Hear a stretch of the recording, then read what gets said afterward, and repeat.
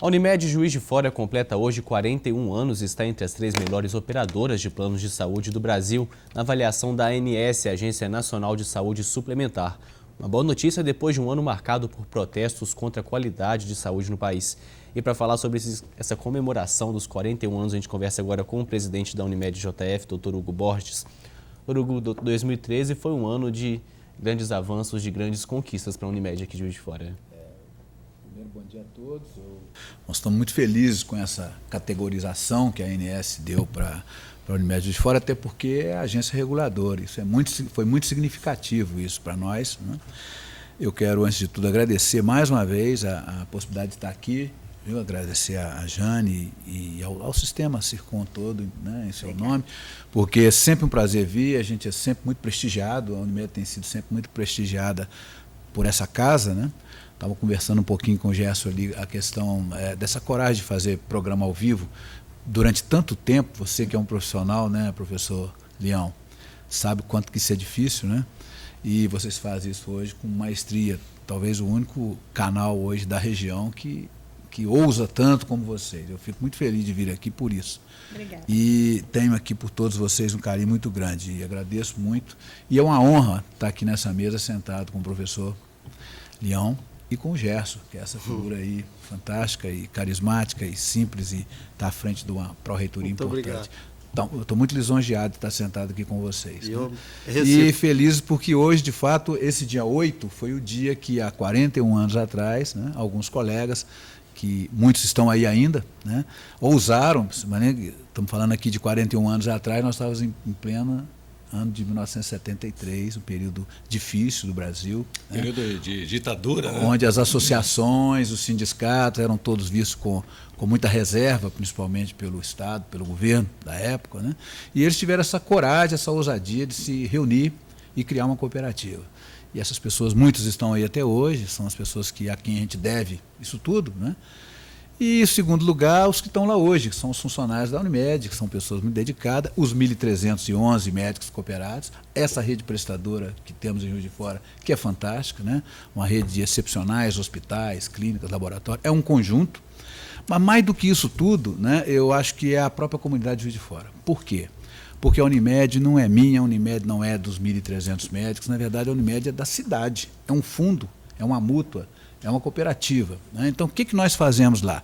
Nós simplesmente gerenciamos esse risco de uma população que se organizou e contribui para um fundo que nós temos a honra de gerenciar, mas esse fundo, esse recurso é da comunidade de Juiz de Fora. São dessas 130 mil pessoas, né? E aí algumas empresas, grandes, pequenas, mínimas empresas de 2, 3 funcionários, né, que estão lá com a gente, e esse fluxo financeiro que define a assistência da saúde suplementar de fora hoje. Hoje nós temos aqui 150 prestadores, entre hospitais, clínicas, laboratórios, serviços de imagem, esses 1.300 médicos. Todo o fluxo financeiro dessa cadeia de prestação de serviço todo, ele é gerenciado pela Unimed Juiz de Fora, né? O faturamento esse ano, nós devemos bater aí os 300 milhões de reais, para Juiz de Fora é um grande faturamento. E esse recurso todo, ele é utilizado porque é uma cooperativa, sem fins lucrativos, né? Isso é muito importante. Eu acho que na saúde, nada contra o lucro, pelo contrário, mas eu acho que na saúde é muito bom que exista uma organização de natureza jurídica sem fins lucrativos, né? Porque ela é regida por princípios éticos, por valores, por princípios que fazem com que a coisa caminhe na direção do interesse maior, que são esses 130 mil clientes. E a gente fica feliz da própria Agência Nacional de Saúde reconhecer, são 1.000 e tantas operadoras de plano de saúde no Brasil, incluindo todas aí, as mercantis todas, né? As cooperativas todas, são 377 Unimedes, nós somos a terceira classificada por indicadores pesadíssimos que a agência usa. E isso para a gente foi uma resposta de um trabalho que a gente pensa que está sendo feito de forma muito séria, ou pelo menos de forma muito bem intencionada, vamos dizer assim, né? Hugo, mais uma vez parabenizá-lo aí, né, pela Obrigado. Ousadia aí de vocês aí, né, porque em 73, né, 73. Então, em 73 estava nascendo a minha segunda filha e eu estava lá na maternidade Terezinha de Jesus, né, na época ali na Rua Padre Café, né? E, por incrível que pareça, eu acho que você estava lá de anestesista, né? Estava começando a minha vida. Então, estava começando a sua carreira naquela época. Mas a gente quer dizer o seguinte, Hugo, que realmente, se não houver uma organização, principalmente na saúde, a coisa não flui, não é assim? Com certeza. O problema da saúde, na verdade, todos sabem, vocês que são pessoas, né, que acompanham tudo, sabem melhor do que eu. E mesmo porque ocorre acidentes, ocorrem incidentes. Tem o acidentes, imponderável, né? tem tudo isso. Então, é preciso gerenciar esse risco desse volume, desse montante, com muita técnica e tudo mais. E todos nós sabemos que a questão da saúde ela passa por gerenciamento e financiamento.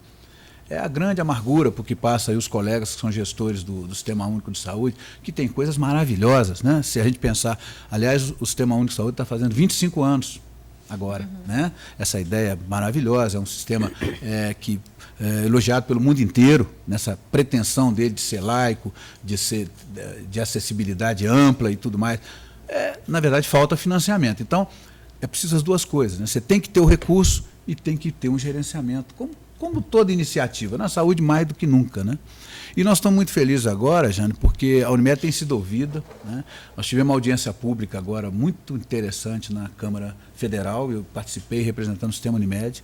Estiveram lá as empresas, as operadoras mercantis todas, as autogestões todas, que são os serviços próprios de saúde, para discutir a questão do custo em saúde, mas discutir dentro da Comissão de Defesa do Consumidor da Câmara Federal, né? Foi uma discussão muito, muito interessante, muito proveitosa, porque se o recurso é pequeno, nós temos que procurar fazer cada vez mais com menos, né? Então é preciso que esse recurso, tanto no público quanto no privado, ele é pequeno, é inapelavelmente pequeno, e tem que ser, no nosso aqui, porque as pessoas não suportam mais arcar com esses custos. Então, nós temos que criar mecanismos de reduzir esses custos. E essa discussão na Câmara foi muito interessante, eu comecei a te falar no início aqui, eu fiquei muito feliz com isso. Talvez tenha sido o melhor presente que a Unimed de Fora recebeu e que o sistema Unimed recebeu. Foi uma convocação de audiência pública pelo deputado Ricardo Izar, de São Paulo, que é um deputado do PSD de São Paulo, preocupado com os custos assistenciais, tanto no setor público quanto no privado. Você falou qualquer coisa de prótese, de São, aparelhagem? principalmente como é que é isso a questão desse material de alto custo, essas próteses de alto custo, né? Existe um sobrepreço nisso que é inaceitável. Ele mostrou lá, tivemos nessa audiência, nós tivemos a oportunidade de estar com o José Sequim. José Sequim, para quem não se lembra, foi ministro da Previdência do governo FHC, uma pessoa respeitadíssima. Ele levantou lá dados assim absurdos, né? E eu acho que nós temos que combater isso e tratar dessa questão com muito carinho, porque se o recurso é pequeno, nós temos que saber usar e acabar com as distorções, né? Ele levantou lá, por exemplo, a audiência foi para discutir o custo dessas próteses de alto custo, né? Por que esse custo é tão grande aqui no Brasil? E aí ele deu um levantamento feito por uma empresa contratada pela FenaSaúde, um custo de um produto importado, R$ 2.096, né? E aí vão se agregando a esse preço, né? Seguro, frete, custos operacionais, etc, etc, etc. O preço final dele sai por R$ 18.362. Um preço, incluindo pesquisa, incluindo investimento em material, de R$ 2.096, chega para quem paga a conta, ou o setor público, ou o setor privado, através das operadoras, por 900%. Mas não se faz isenção de IPI para cá? Não há isenção. Por que não pode fazer uma isenção por isso? Foi uma das coisas que essa audiência pública começou a levantar. Começamos a levantar essa questão. De repente você vê isenção de IPI para a indústria automobilística, isenção de IPI para essa linha branca de eletrodoméstico, etc. Por que não? Então, um insumo que chega no Brasil por 2.096, isso é um pequeno exemplo, hein? Tem margens de sobrepreço de 1.500%. Não é possível. Ninguém aguenta. Não é possível. Não Nem tem plano de saúde o governo não aguenta e as pessoas, porque o plano de saúde, na verdade, são as pessoas que vão pagar essa conta. Ou através das empresas, às quais elas estão vinculadas, ou através da poupança pessoal de cada um. Isso. E não há como repassar esse custo mais. Você imagina, um insumo desse, de R$ 2.096, preço final para quem paga a conta de 18.362, isso não é insuportável isso, né? E por que ele chega nesse ponto? Não é só tributo não, Jaime. Tem tributo e comissionamentos de distribuidores. Então tem o distribuidor nacional que repassa para o distribuidor estadual. que repassa para o distribuidor municipal. E é aí, esse preço final chega impagável. Esse mesmo insumo, se for sair do fabricante para a Europa, de R$ 2,96, chega lá por 3. Está razoável. O nosso aqui chega em 18,362. Então, esses números todos foram levados, foram levantados. Né? O governo vai tomar providência. Né? E uma coisa que foi muito boa é que saiu como conclusão dessa primeira audiência, nessa Comissão de Defesa do Consumidor, um dispositivo que eu até nem conhecia, que chama CPF. Eu até anotei aqui. É interessante. Ele vai pedir, né, essa CPFC é uma proposta de fiscalização e controle, feito pela Câmara dos Deputados. Fiscalizar isso. O que ocorre com essa cadeia de distribuição, que esses insumos chegam nesse preço? E aí alguém lá deu o exemplo do automóvel, que eu achei muito interessante, falando de uma forma bem simples, para que eu também não sou profissional economista, nem administrador, sou médico, para se entender muito bem. Por que um automóvel, por exemplo, você compra ele em Juiz de Fora por 50 mil, pode ser que você compre em Porto Alegre por 60, pode ser que você consiga comprar em Manaus por 70, mas nunca por 700 mil, ou por 1 milhão. O que acontece que nesse insumo na área de saúde, ele sai de um preço de custo de fabricação de pesquisa por X e chega com 900, 1000%. As dimensões continentais do país não explicam isso. As questões de logística não explicam isso. Existem comissionamentos e ganhos indiretos que precisam ser discutidos. Primeiramente, eu gostaria de agradecer pela participação, de comemorar isso juntamente com a Unimed. E parabéns a toda a sua equipe. Mas eu queria fazer um determinado questionamento com relação a exatamente a questão que foi colocado no bloco anterior com relação aos custos, os reajustes que acontecem com uma determinada frequência. O que eu entendo significa uma forma de dar mais qualidade ao produto oferecido. Não há receio da Unimed, da direção da Unimed, em que haja um êxodo dos seus clientes, da mesma forma como está acontecendo, né? Vou usar até um caso próprio, né? Como a gente observa lá dentro da própria universidade, que vocês têm 2 planos com a universidade, esse êxodo, essa manutenção, essas modificações de curso não pode vir a causar e prejudicar a qualidade oferecida hoje? Você tocou no ponto, né? Então, a grande preocupação nossa hoje é o seguinte: como manter essa massa de clientes que a Unimed tem hoje? O sistema todo está preocupado com isso. O sistema Unimed hoje são 20 milhões de clientes, né?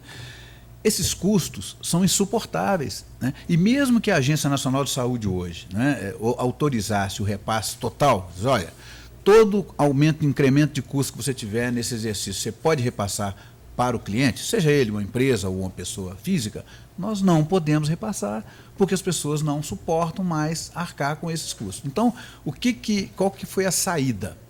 Por isso que eu fiquei muito feliz por essa audiência lá na Câmara. Nós tivemos que sensibilizar o governo, porque ele tem que fazer alguma coisa para reduzir esses custos escorchantes que estão aí. Porque esses custos refletem depois no tal do reajuste. Do sinistro, né? No sinistro, esse custo não precisava ser tão alto.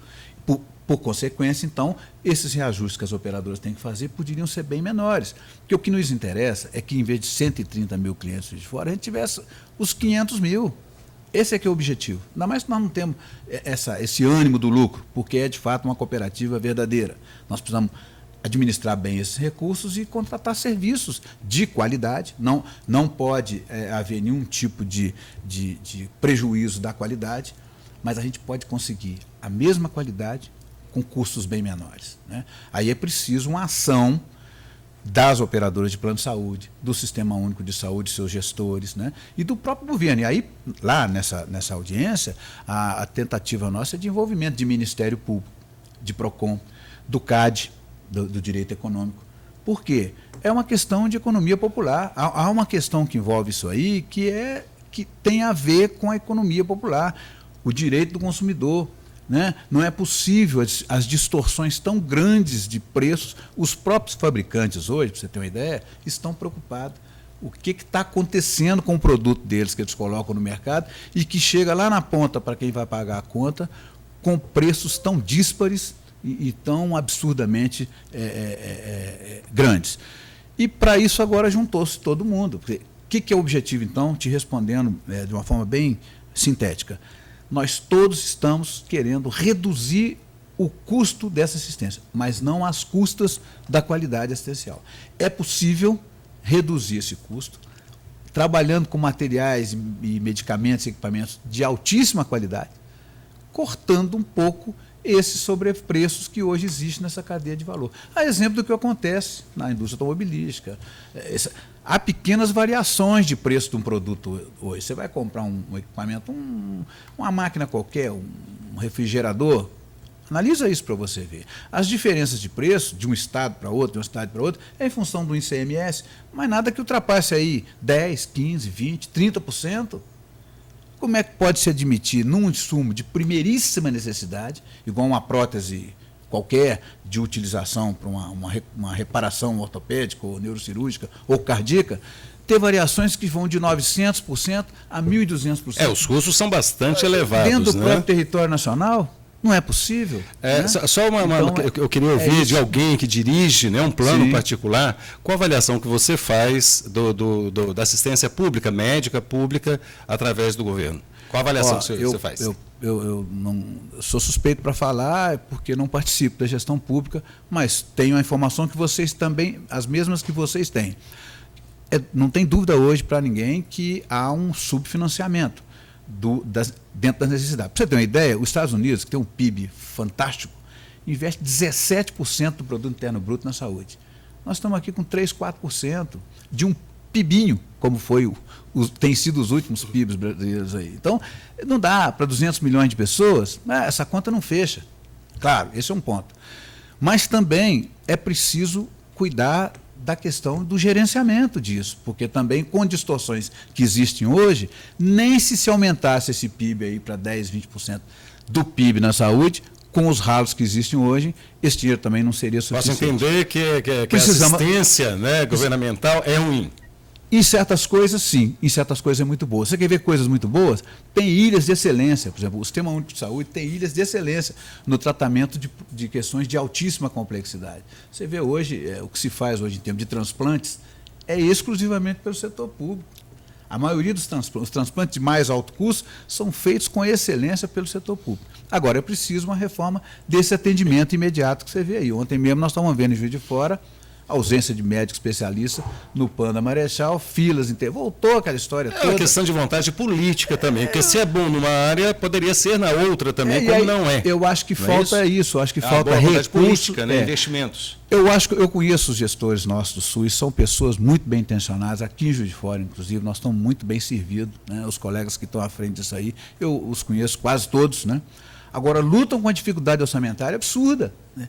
Normalmente até, na maioria das vezes, por falta do aporte do governo federal. O Juiz Forano, ele tem bom atendimento? Eu acredito que, se a gente comparar com o que tem por aí, ainda é bom. Na assistência municipal, que eu me refiro. Na pública. Eu acho que em relação ao que tem aí. Mas, recentemente, nessa atendimento de urgência e emergência, a situação está muito difícil, né?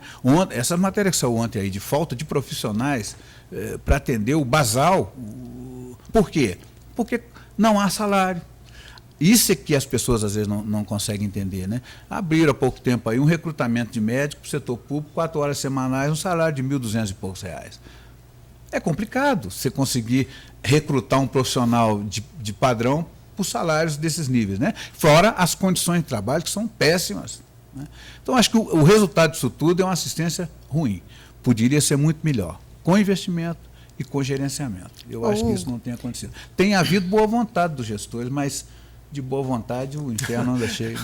Com relação ao idoso, os planos de saúde, seguro, é tudo mais caro para o idoso. Por quê? Você tem aí algum conceito Tenho. O que acontece? Por isso que a gente está nesse combate. Ou porque o idoso devia de morrer, não podia ficar velho? Pelo contrário, não. Acho que ele tem que viver, e eu prefiro, quero viver até os 100 anos, né, com qualidade de vida. Né? Então, o que a Unimed tem feito? Nós temos feito muito investimento em manutenção da saúde. É outra saída que você tocou. E a prevenção, né?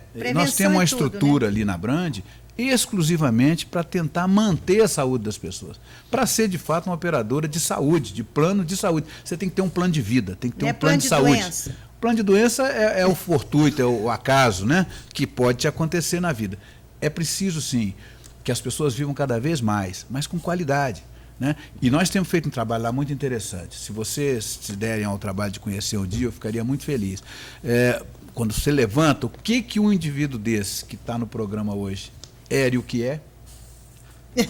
Chega nessa conclusão. Chega. Que bom, parabéns. Tudo antes de encerrarmos o programa, gostaria que você deixasse o contato da Unimed, né? As pessoas quiserem conhecer mais o trabalho da Unimed, conhecer um pouco desses 41 anos de sucesso aqui na cidade.